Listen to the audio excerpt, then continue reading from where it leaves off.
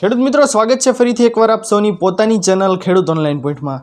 દોસ્તો આજની વિડીયોની અંદર આપણે ખાસ અને મહત્વપૂર્ણ માહિતી તમામ લોકો વિશેની જાણવાના છીએ કે કેટલા વર્ષ ભાડે પર રહ્યા પછી મકાન ભાડુઆતનું બનશે કાનૂની રીતે।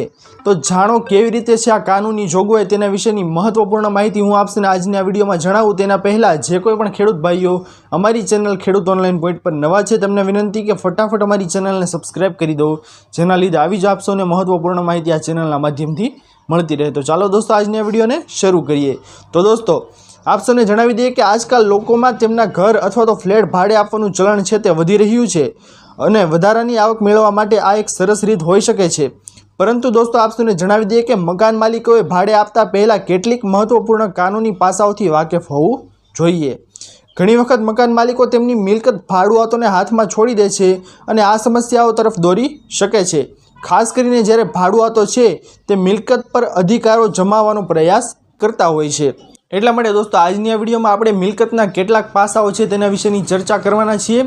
વિડીયોને શરૂ કરતાં પહેલાં દોસ્તો હું આપ સૌને જણાવી દઉં કે જો આપ સૌ અમારી ચેનલ ખેડૂત ઓનલાઈન પોઈન્ટ પર નવા છો તો ફટાફટ અમારી ચેનલને સબસ્ક્રાઈબ કરી દો, જેના લીધે આવી જ મહત્વપૂર્ણ માહિતી આપ સૌને આ ચેનલના માધ્યમથી મળતી રહે। તો ચાલો દોસ્તો આજની આ વિડીયોને શરૂ કરીએ।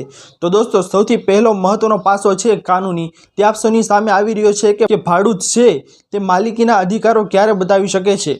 તો મહત્વપૂર્ણ છે દોસ્તો આ માહિતી। અગાઉ પણ મેં આના વિશે માહિતી જણાવી છે, પણ આ માહિતી છે તે થોડીક યુનિક છે, થોડીક વધારે માહિતી આની અંદર હું આપ સૌ માટે લઈને આવ્યો છું। તો આની અંદર દર્શાવવામાં આવેલું છે દોસ્તો કે પ્રોપર્ટી કાયદા હેઠળ જો કોઈ ભાડૂત મિલકતમાં 12 વર્ષથી સતત રહેતો હોય તો તે માલિકીનો દાવો કરી શકે છે। આ કાયદો પ્રતિકૂળ કબજો હેઠળ આવે છે, જે સ્વતંત્રતા પહેલાંનો કાયદો છે દોસ્તો। આ હેઠળ આપ સૌને જણાવી દઈએ કે જો કે આ કાયદાનો અમલ કરવા માટે કેટલીક કડક શરતો પણ છે, જેમાં મુખ્ય શરતો એ છે કે ભાડૂતે સાબિત કરવું પડશે કે તેણે મિલકત પર સતત અને કોઈ પણ અવરોધ વિના કબજો કર્યો છે।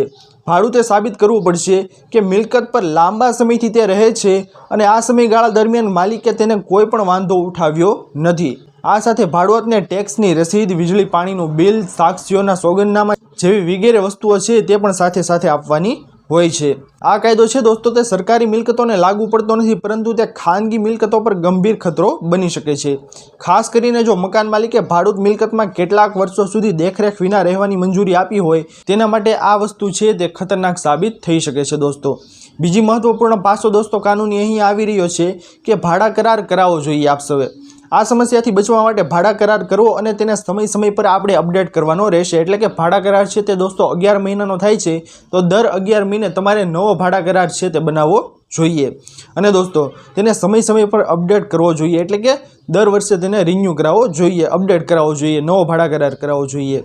તેથી દોસ્તો આ સૌથી અસરકારક રીત છે। આ ભાડા કરારમાં ભાડૂત અને મકાન માલિક વચ્ચેની તમામ શરતો સ્પષ્ટપણે જણાવવામાં આવે છે, જેમ કે ભાડું ચૂકવવાની શરતો, મિલકતનો ઉપયોગ અને નિયત સમય મર્યાદા। ભાડા કરાર એક કાનૂની દસ્તાવેજ છે જે ભાડૂતના અધિકારો અને ફરજો સમજાવે છે અને કોઈ પણ કાનૂની વિવાદોના કિસ્સામાં મદદ કરે છે। ભાડૂતને બદલવાની પણ એક સારી રીત છે, જેથી ભાડૂત લાંબા સમય સુધી એક જ જગ્યાએ ન રહે અને મકાન માલિકની મિલકત પર કબજો મેળવવાનો દાવો કરી શકે નહીં।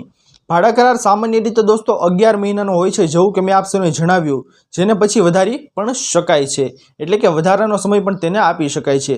ત્યારબાદનો ત્રીજો કાનૂની મહત્વનો પાસો આવી રહ્યો છે દોસ્તો કે મકાન માલિક છે તેઓએ શું ધ્યાનમાં રાખવાનું રહેશે દોસ્તો। તો ભાડા કરાર છે તે હંમેશા આપણે સમયસર કરાવવો જોઈએ। હંમેશા ખાતરી કરો કે તમારી અને ભાડુઆત વચ્ચેની કાનૂની ભાડા કરાર છે જેમાં તમામ શરતો સ્પષ્ટપણે લખેલી છે। આ કરાર બંને પક્ષોને રક્ષણ આપે છે અને કાનૂની વિવાદોને ટાળે છે। ત્યારબાદ દોસ્તો બીજો મહત્વનો પોઈન્ટ છે આની જ અંદર કે ભાડૂત બદલવો જોઈએ। એટલે કે કોઈ પણ વ્યક્તિને તમે જે ભાડે મિલકત આપેલી છે તે તમને લાગ્યું કે આ વ્યક્તિ છે તે ઘણા સમયથી ભાડે રહે છે, તો ભાડૂત તમારે ચેન્જ કરી દેવો જોઈએ। જો શક્ય હોય તો સમયાંતરે ભાડૂત બદલવાનો પ્રયાસ કરો, જેથી લાંબા સમય સુધી એક જ જગ્યાએ રહેવાનો દાવો તે વ્યક્તિ છે તે કરી શકે નહીં। આનાથી કોઈ પણ પ્રકારના હુમલાનું જોખમ છે તે ઘટી શકે છે। ત્યારબાદ દોસ્તો આની અંદર ત્રીજો પોઈન્ટ છે કે મિલકતનું નિરીક્ષણ કરો। ભાડૂતે કોઈ ઉલ્લંઘન કર્યું નથી અથવા તો કોઈ ફેરફાર કર્યો નથી તેની ખાતરી કરવા માટે તમારી મિલકતનું નિયમિતપણે નિરીક્ષણ કરો। સાથે દોસ્તો મિલકત ભાડે આપવા એ વધારાની આવક મેળવવાનો સારો માર્ગ છે, પરંતુ મકાન માલિકે મિલકતના કાયદાનું સારી રીતે પાલન કરવું જોઈએ। ખાસ કરીને પ્રતિકૂળ કબજો જેવા કાનૂની મુદ્દાઓને ટાળવા માટે ભાડા કરાર અને નિયમિત દેખરેખ છે તે અત્યંત મહત્વપૂર્ણ વસ્તુ છે.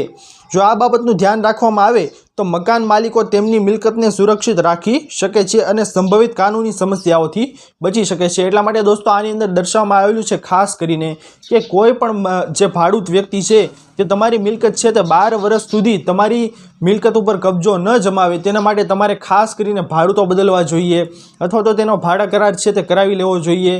અને સમયાંતરે તમારે શું કરવાનું રહેશે દોસ્તો કે 12 વર્ષ સુધી તે વ્યક્તિ છે તે એકને એક જગ્યાએ ન રહેવો જોઈએ. જો આવું બનશે તો તમારી મિલકત છે, તમારી જમીન છે, મિલકત અને જમીન દોસ્તો જે આ બંનેમાં આવે છે આ વસ્તુ, કારણ કે બંને વસ્તુઓને આ છે કાયદો તે લાગુ પડે છે. એટલા માટે દોસ્તો 12 વર્ષ સુધી તમારી મિલકત કે મકાન કે કોઈ પણ વસ્તુ ઉપર કોઈ ભાડું છે તેનો કબજો ન હોવો જોઈએ. જો કબજો કરવામાં આવશે તો તમને આ એક ખતરારૂપ વસ્તુ થઈ શકે તેમ છે. આશા કરું છું દોસ્તો કે આપ સૌને આ મહત્વપૂર્ણ વિડીયો આજનો પસંદ આવ્યો હશે. જો પસંદ આવ્યો હોય તો વિડીયોને લાઇક કરવાનું ભૂલતા નહીં. ચેનલ પર નવા આવ્યા હો તો અમારી ચેનલ ખેડૂત ઓનલાઈન પોઈન્ટને સબસ્ક્રાઇબ કરી અને બાજુમાં આપેલા બેલ આઇકન પણ પ્રેસ કરી દેજો, જેના લીધે આવી જ મહત્વપૂર્ણ માહિતી આપ સૌને આ ચેનલના માધ્યમથી મળતી રહે. તો દોસ્તો મળીએ હવે પછીના વિડીયોમાં. ત્યાર સુધી જય હિન્દ અને વંદે માતરમ.